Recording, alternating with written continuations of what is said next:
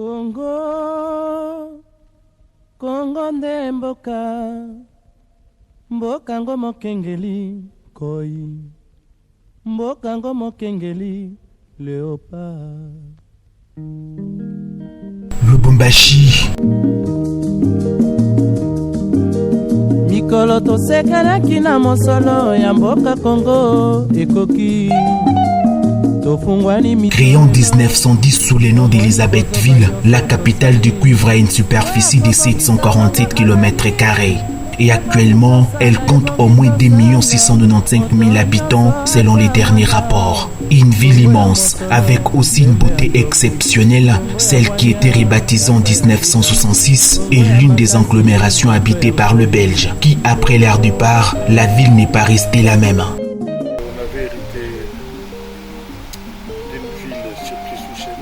Très propre, très propre, une administration très organisée et je me souviens chaque fois que c'était le 30 juin. Moi j'ai étudié l'école primaire, j'ai fait chez les méthodistes, là-bas sur Cassé. On nous appelait Chipiringa Mouteki et chaque fois qu'on devait aller défiler, il y avait les catholiques qui étaient toujours bien habillés. C'est Boniface qui est devenu, je crois, aujourd'hui Kitouaïmi. Et le fils de Sacré-Cœur et tous les autres. Et l'État aussi, même l'État, hein, l'école officielle, c'était un peu blanc, mais bien. Et nous, je ne sais pas trop pourquoi, on était dans...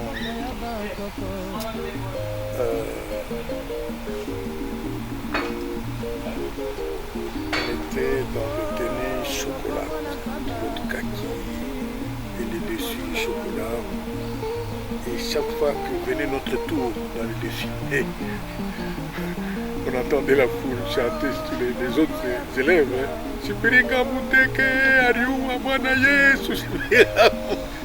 Les grands souvenirs que j'ai gardés. Et je ne comprenais rien moi à la mort de Yesu et tout ça. Mais je retiens que la vie était quand même suffisamment bien. Comptons pour le moment cette commune et plusieurs quartiers dont certains étaient habités par les colons, à l'occurrence le Bel-Air.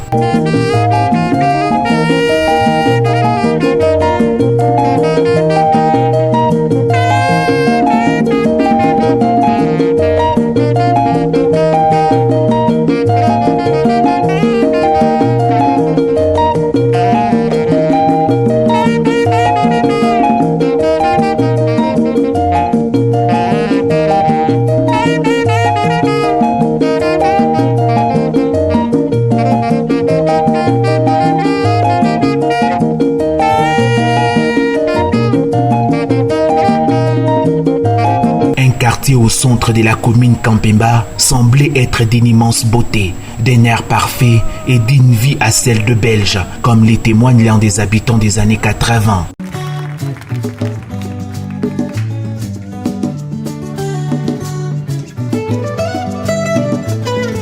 Dans les années 1967, il était sur Bel-Air. Le Bel-Air était très bien, surtout dans cette avenue-ci. On était calme, pas beaucoup de bruit. Et c'était propre. On avait des tours, on mettait les déchets et on mettait de l'or.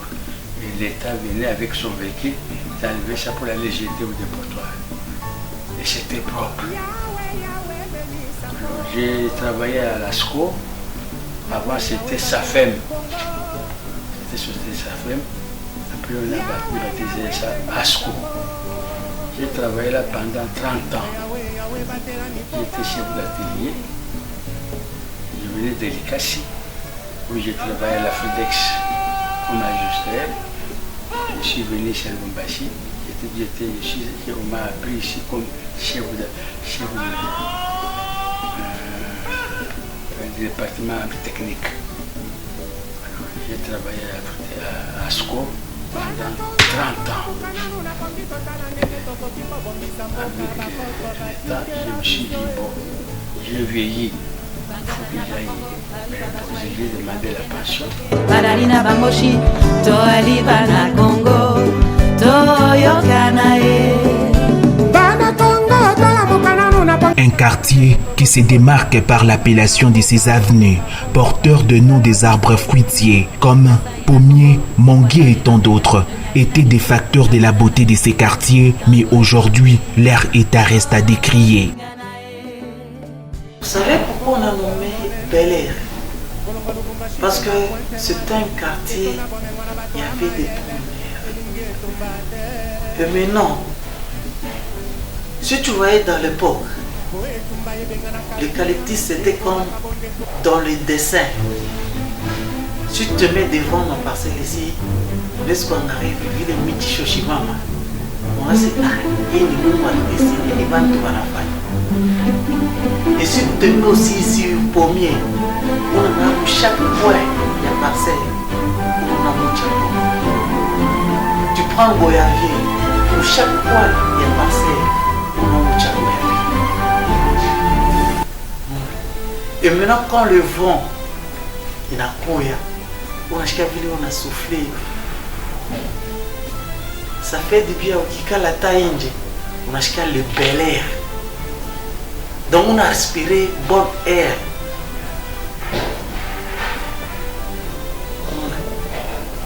Il est lancé donc Mitya, on a eu une congésia qu'on a eu l'air yayo. On a bien pour la scène, je suis dans le bel air. Attends, je suis dans un chupa quoi faire parler parmi la parcelle. Parce que dans l'état, tu peux la clôture à Minga. On avait fait des efforts, des bougnéviers. Et là, quand Moucho est taillé, ça faisait du bien. Le Bel Air semble tout perdre de lui, même les comportements, le caractère des enfants qu'il habite actuellement. Pourtant, après l'indépendance des années 1960 jusqu'à la fin des années 90, le quartier était surnommé celui des enfants intellectuels, où tout le monde était occupé par les études. Le Bel Air a perdu sa robe du temps. Nous ne sommes plus au Bel Air, puisque Kamalondo, si nous voulons comparer à Bel Air, il n'y a pas d'élément de différence.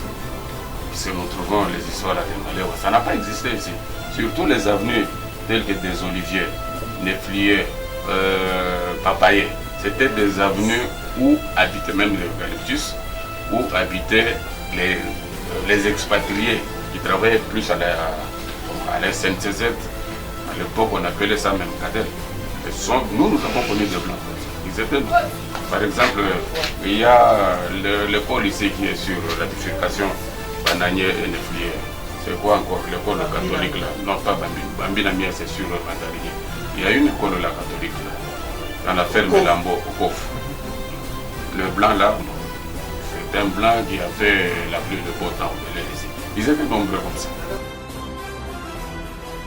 Même le professeur Wick Moulongo, lui qui est né dans la commune Albert, appelé aujourd'hui Kamalondo, témoigne de l'immense beauté du Bel Air, mais qui l'état actuel n'est pas à présenter. Bel Air, c'était un lieu de bel air. C'est pour ça que vous voyez presque chaque avenue ou chaque rue porte le nom d'un arbre. Un arbre fruitier ou n'importe quel arbre. Vous aviez les manguiers, vous avez presque toutes les rues là, quand vous suivez bien, il y a toujours un nom d'arbre fruitier ou quelque chose comme ça. Ou de fruits, plutôt des fleurs, jacaranda, c'était ça, parce que la ville, elle était ville, c'est-à-dire c'était pour aller exercer des activités du type commercial. Il n'y avait qu'un petit coin là, autour des avenues, genre Djamena et tout le reste. Il y avait quelques résidences. Mais sinon, les Blancs, quand ils avaient fini de travailler, c'était là-bas. 70 ans après l'indépendance, beaucoup de biens légués par la Belgique, le bâtiment, des quartiers, des lieux touristiques, semblent être abandonnés. Plusieurs restent que des noms, des références, mais leurs images actuelles ne reflètent rien de ce qu'on raconte d'eux. Okipanza chacha tobakidi, au table ronde chacha bagagnéo, indépendance chacha tozouié. C'est le drame avec le Congolais, de manière particulière, mais le noir en général, et si je parle du noir qui est en Afrique.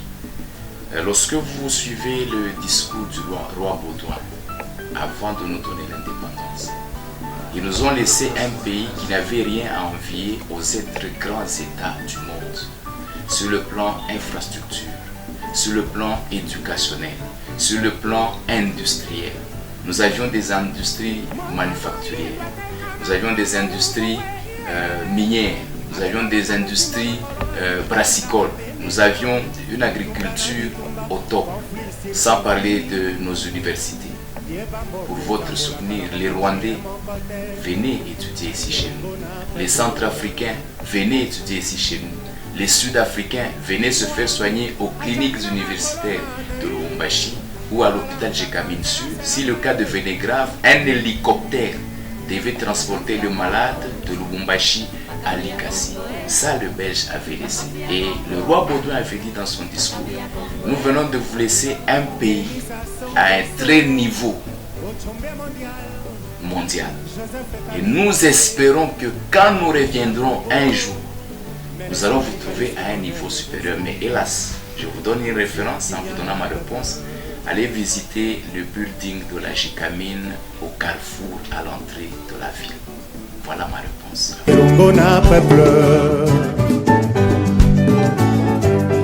Imbwa ajalina makoloma na yu alanda kanzela sekre Bakanzi ya Congo, Bakambi ya Congo Bakanzi ya Congo, Bakambi ya Congo Denis Sassou Nguesso au chombe mondial Joseph Kabila et Bakozi ya Congo Melesi na likanisi monene bozui ya kotia kimia na peuple.